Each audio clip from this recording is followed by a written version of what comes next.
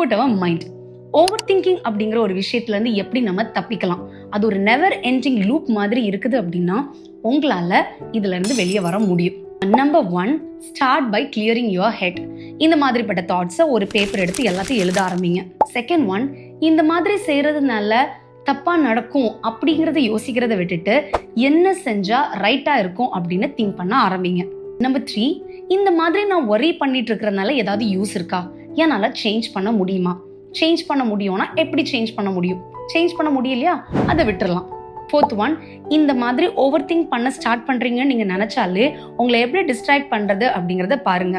ஏதாவது எக்ஸசைஸ் பண்ணலாம், இல்லைன்னா ஏதாவது ஃப்ரெண்ட் கிட்ட பேசலாம், வாக்கிங் போகலாம், பெட்ஸ் கூட டைம் ஸ்பெண்ட் பண்ணலாம். இந்த மாதிரி ஒரு விஷயத்த செய்யலாம்.